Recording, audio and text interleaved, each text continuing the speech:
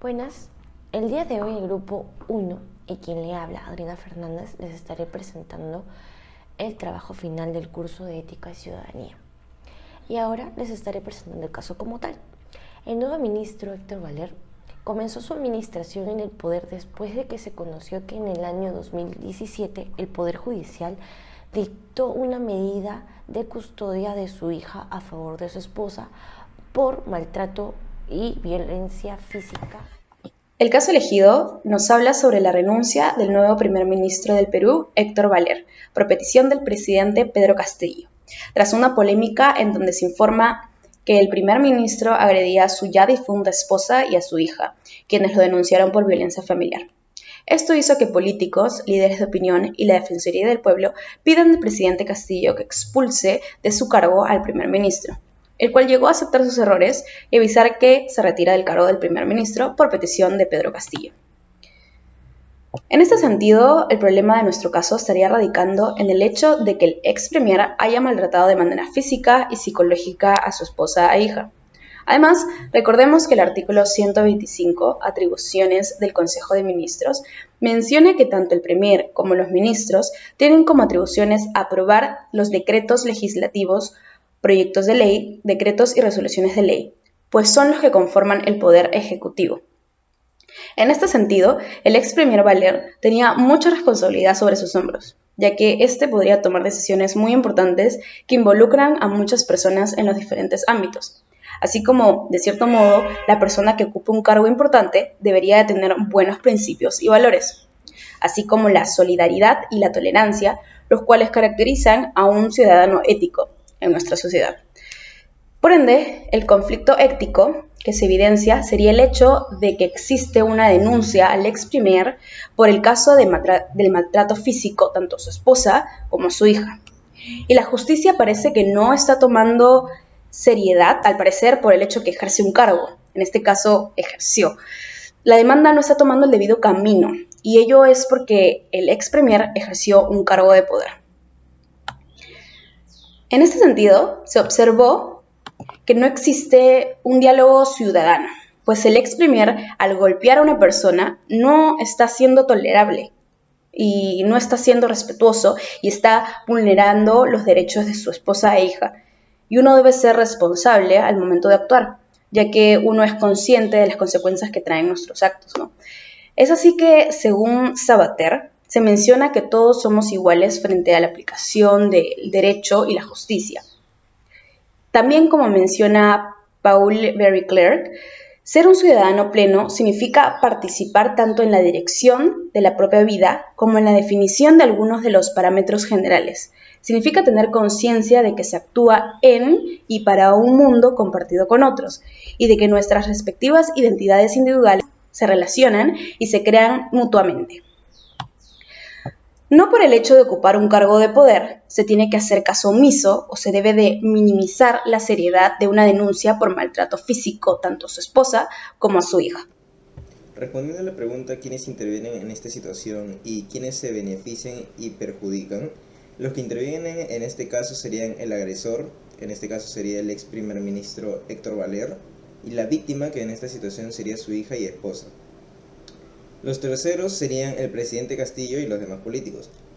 Los perjudicados, en este caso sería el propio presidente y todos sus allegados políticos, ya que dañaron en gran parte la imagen de estos y perdieron credibilidad. Su esposa, ya que fue la principal agraviada, y también el propio Héctor Valer, por haberse involucrado en todo este problema, sabiendo que su reputación se podría poner en los suelos. Además, duró unos días, y que fue despedido de su trabajo. Los beneficiados serían su familia, ya que si se demuestra su culpabilidad, tendría que pasar en rehabilitación o en todo caso ir a prisión. Depende de lo que dictamine el juez y podrían obtener justicia. El pueblo peruano en general tendrían a un ministro con cargos judiciales en medio, no daría el buen ejemplo que debería dar una figura pública. El ex primer ministro Héctor Valer tiene la responsabilidad moral, tiene que afrontar el daño que hizo a su familia y la responsabilidad política compartida con él mismo. Por aumentar más la sensación de incertidumbre en el país, cosa que trae más problemas más allá de lo percatado a simple vista. les voy a dar una definición de ciudadanía. Para ello nos vamos a guiar de dos autores vistos en clase. Primero Adela Cortina y otro el de Sabater. Bueno, empecemos con Adela Cortina. Según Adela Cortina, en su columna del diario El País, nos da una breve definición de ciudadanía y nos dice que es una apuesta de formación para los momentos actuales, que exigen la comprensión de vivir por el momento, no en provincias, sino en una aldea diversa, en donde conviven múltiples civilizaciones, ideologías y pensamientos, lo cual involucra examinar las diversas partes del ciudadano, parte mediática, social, cultural y económica.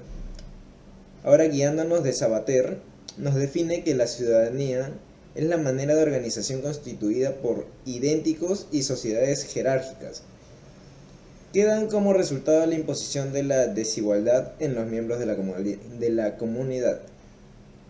Además, poseen la obligación de acatar las leyes propuestas por los representantes de la sociedad.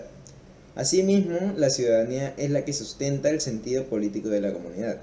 Nos damos cuenta que existe una falta de ciudadanía por parte del primer ministro, ya que está vulnerando los derechos fundamentales de su esposa e hija al maltratarlas físicamente. En este caso, el primer ministro debería ser una persona respetuosa y debería tener conocimientos de los derechos de las personas.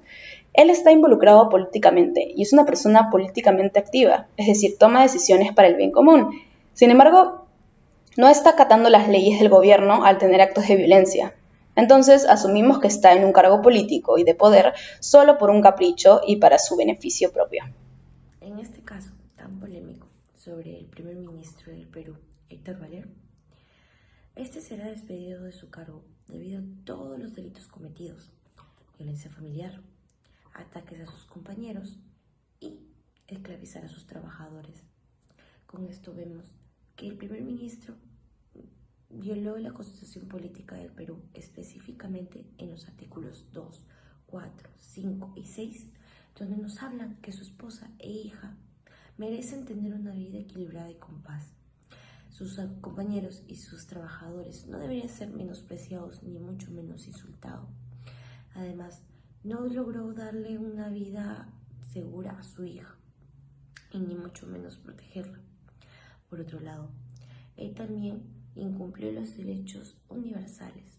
Uno sería, por ejemplo, que a sus trabajadores no debería tratarlos como menos, ni mucho menos esclavizarlo.